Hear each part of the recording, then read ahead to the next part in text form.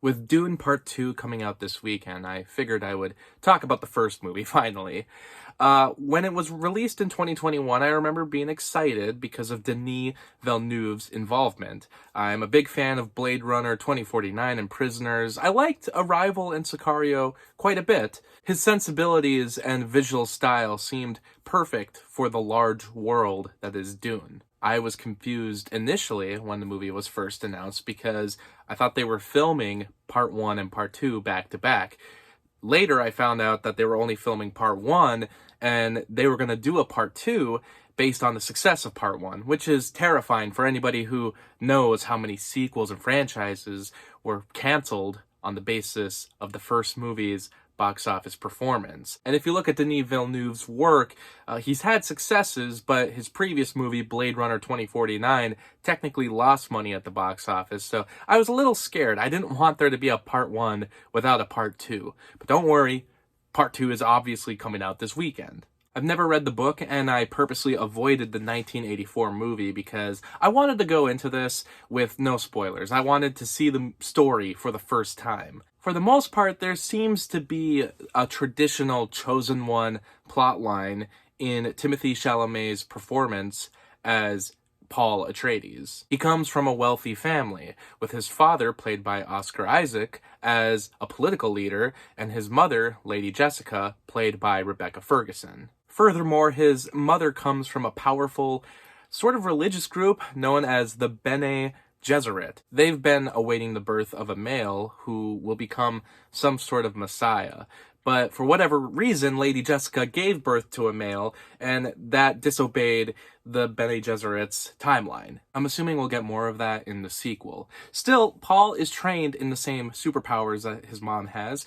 He's also trained in sword fighting and planetary knowledge. Overall, he's just a smart guy. He's kind of the chosen one, but unlike other variations of this story, it's not like he doesn't work for it. And also, I'm not sure if he actually is the Bene Gesserit's Messiah or not.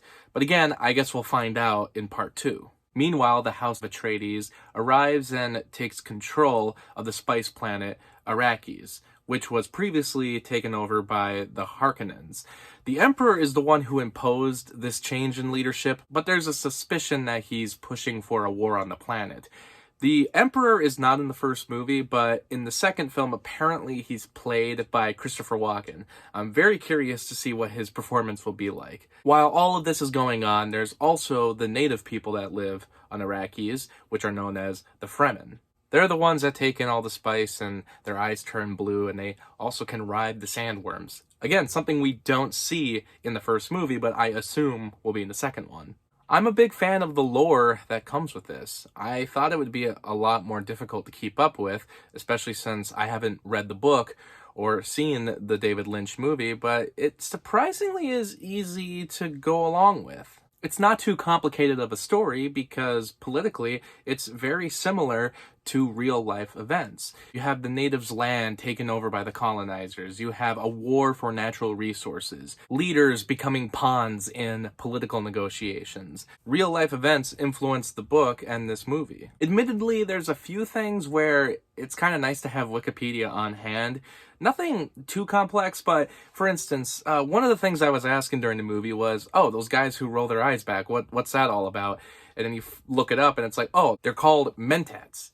Okay, and I guess it's like a human computer. They don't trust computers in Dune, so they have humans do the work of a computer. And, the point is that you don't really need to dive more into it because the movie already visually explains it. It doesn't go into detail. It doesn't have a lot of context, but you understand it because visually it's done really well. That's a highlight of effective sci-fi that everyone can enjoy. As excited as I was due to Villeneuve's direction, I was a bit disappointed the first time I saw this, and even rewatching it now, my feelings haven't changed too much. It's not that it's bad, but it just doesn't do much for me besides having incredible visuals, a staple of Villeneuve's work. The characters were fine, but they were a bit underdeveloped. The performances are mellow and a little too serious. Like, I'm not asking for a ton of levity, but there just doesn't seem to be a lot of variety in the characters besides Jason Momoa. I like the pacing because this feels shorter than a 2.5 hour movie, but story is a bit empty towards the end. I get it, there's a part two, so there's a lot of payoff to be seen. But watching this as a standalone movie, it doesn't seem like it goes anywhere. The setup is great, but by the time they're camping in the desert, it starts to feel aimless. It's probably because the book isn't meant to be two parts, so finding a dividing point, it's going to be awkward regardless, because it's not naturally meant to have a dividing point. And for future generations, it won't even matter because both parts will always be readily available to watch. It didn't get me excited for part two because I knew it would be a few years before it was finally released. And even now, as it's approaching us, I'm still not too pumped. It's not like anything was done wrong in part one, but I kind of question if they should have made this two parts to begin with. Like, I don't know if there's enough story here to really fill up this long of a runtime between both parts.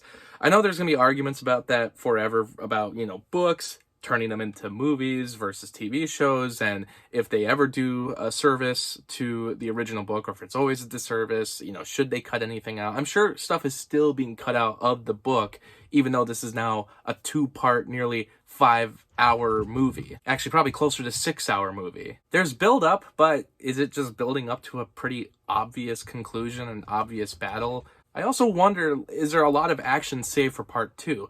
I don't really have an issue with there not being a lot of action in part one. I think that's fine. I don't think the movie needs a lot of action, but I do wonder if all of it's being saved for part two, similar to like how the Deathly Hallows part one and part two worked. I felt pretty alone in my thoughts on part one when it came out, but it seems like there's a few mixed to negative reviews that share my thoughts regarding the weak characters and the sort of aimless story towards the third act.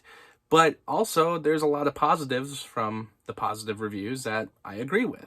Dune Part 1 has critical praise and multiple awards, but on Rotten Tomatoes, it sits at an 83%. That's a good percent, but that can mean many things with Rotten Tomatoes. Rotten Tomatoes is not a determining factor in a movie's quality, but when I see a movie that's around 80%, that can mean so many different things. It could mean that a lot of critics are just giving it so-so reviews, with enough critics teetering into the not-so-great territory, that it's not better than okay. Ultimately, Rotten Tomatoes doesn't matter much, but I remember thinking like, 83 is high, but again, there's like a lot of movies out there that are around 80% that I don't like all that much, or I just find to be okay. I only bring that up because part two is currently sitting at a 95% on Rotten Tomatoes. And every critic that I've been hearing from is saying that this is not just a great movie or one of the best of the year, but it's one of the best of all time. That's not normally something I hear for a movie, let alone several critics saying it about one movie. There's even some people who had thoughts like me about part one, but they're really liking part two, and again, are considering it one of the best of this year, and if not just this year, of all time.